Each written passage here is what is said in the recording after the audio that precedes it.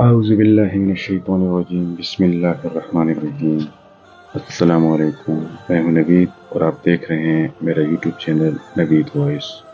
آج جو واقعہ میں آپ کے لیے لے کر آیا ہوں وہ ایک دکاندار اور ایک گراہک عورت کا ہے۔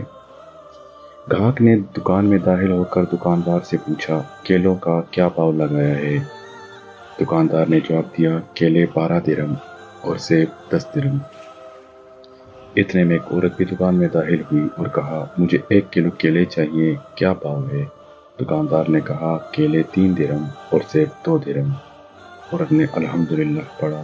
دکان میں پہلے سے موجود گاہک نے کھا جانے والی غضبناک نظروں سے دکاندار کو دیکھا۔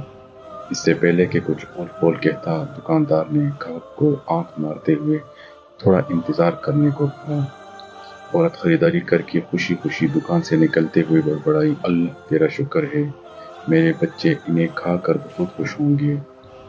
عورت کے جانے کے بعد دکاندار نے پہلے سے موجود گاہک کی طرف متوجہ ہوتے ہوئے کہا اللہ گواہ ہے، میں نے تجھے کوئی دھوکہ دینے کی کوشش نہیں کی۔ یہ عورت 4 یتیم بچوں کی ماں ہے، کسی سے بھی کسی قسم کی مدد لینے کو تیار نہیں ہے۔ میں نے کئی بار کوشش کی ہے اور ہر بار ناکامی ہوئی ہے۔ مجھے یہی طریقہ سوجا ہے کہ جب کبھی آئے تو اسے کم سے کم دام لگا کر چیز دے دوں۔ میں چاہتا ہوں کہ اس کا بھرم قائم رہے اور اسے لگے کہ وہ کسی کی محتاج نہیں ہے۔ میں یہ تجارت اللہ کے ساتھ کرتا ہوں اور اسی کی رضا و خوشنودی کا طالب ہوں۔